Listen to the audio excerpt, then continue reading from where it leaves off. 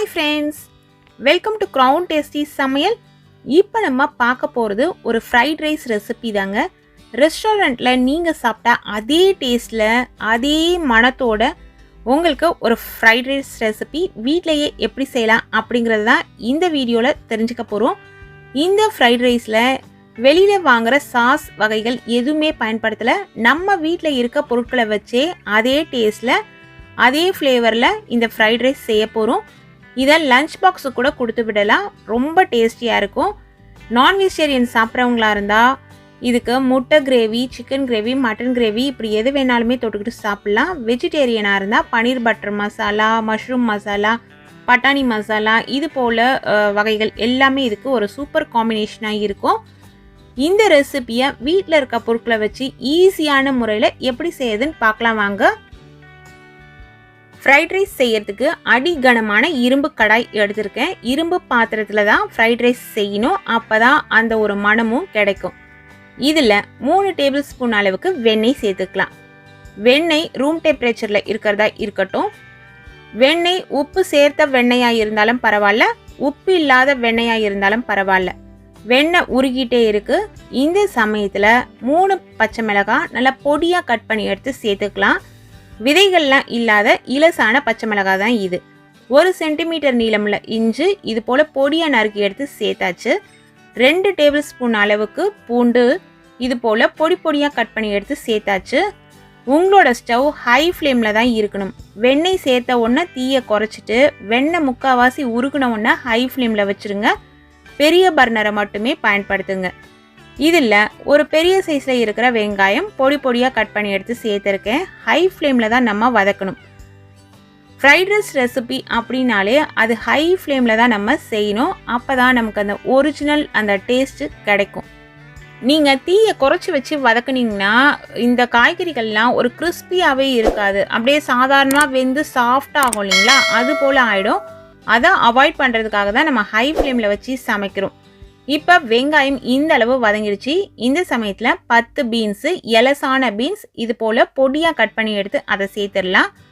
1 கேரட்டை இது போல் நீல வாக்கில் கட் பண்ணி எடுத்து சேர்த்துக்கோங்க. இதை விட நீல துண்டுகளாக சேர்க்குற மாதிரி இருந்தாலும் சேர்க்கலாம், ஆனால் மெல்லிஸான துண்டுகளாக இருக்கணும், தடிமனான துண்டுகளாக இருக்கக்கூடாது. தீயை எந்த காரணத்தை கொண்டும் குறைச்சிடாதீங்க. ஹை ஃப்ளேமில் வச்சு தான் நம்ம கலந்து விடணும். உங்கள் வீட்டில் கோஸ் இருந்ததுன்னா கோஸையும் நீல வாக்கில் மெல்லிஸாக கட் பண்ணி அதை இதில் சேர்த்துக்கலாம். பச்சை பட்டாணி இருந்ததுன்னா சேர்த்துக்கலாம், அதாவது ஃப்ரெஷ்ஷான பச்சை பட்டாணி. நான் இப்போது குடமிளகாய் சேர்க்க போகிறேன். என்கிட்ட க்ரீன் கலர் குடமிளகாய் மட்டும் தான் இருந்தது, அதனால் அந்த குடமிளகாவை இது போல் நீல வாக்கில் மெல்லிஸாக கட் பண்ணி எடுத்து சேர்த்துருக்கேன். உங்ககிட்ட மஞ்சள் கலர், சிவப்பு கலர் குடமிளகாய் இருந்ததுன்னா அதை கூட நீங்கள் இதில் சேர்த்துக்கலாம். இதில் வேக வச்ச பாஸ்மதி அரிசியை சேர்க்க போகிறோம். பாஸ்மதி அரிசி வேக வச்சுட்டு அதை ஆற வச்சுட்டு தான் நம்ம இதில் சேர்க்கணும். இப்போ சேர்த்தாச்சு. ஆழாக்கு அரிசி, அதாவது 200 கிராம் அளவுள்ள அரிசியை வேக வச்சு வடித்து எடுத்து சேர்த்துருக்கேன். இதில் 1 டீஸ்பூன் அளவுக்கு மிளகுத்தூள், 1/2 டீஸ்பூன் அளவுக்கு தூளுப்பு இதில் சேர்த்தாச்சு.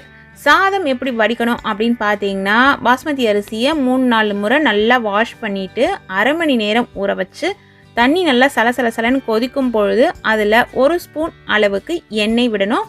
நீங்கள் எந்த எண்ணெய் வேணாலுமே விட்டுக்கலாம். நான் நல்லெண்ணெய் விட்டு தான் வேக வச்சேன். நல்லெண்ணெய் விட்டுட்டு அதில் அரிசியை போட்டு அரிசி நல்லா நீளமாக 80% அளவுக்கு நல்லா வெந்துடணும், ரொம்ப குழையக்கூடாது, அதை பார்த்துக்கோங்க. அந்த அரிசியை வடித்து ஆற விட்டுடுங்க. ஆறின பிறகு அந்த சாதத்தை தான் இதில் எடுத்து நம்ம கொட்டி கலக்க போகிறோம். இப்போ லாஸ்ட்டாக இறக்குற டைம் வந்துருச்சு. இந்த சமயத்தில் ஸ்ப்ரிங் ஆனியன்ஸை வெங்காயத்தால் கட் பண்ணி இதில் சேர்த்துட்டு 2 முறை கலந்து விட்டுட்டு இதை நீங்கள் சர்விங் பிளேட்டுக்கு சேஞ்ச் பண்ணிடலாம். நீங்கள் ரெஸ்டாரண்ட்டில் சாப்பிட்ட அதே மணத்தோட ரொம்ப நல்லாயிருக்கும் இந்த ஃப்ரைட் ரைஸ்.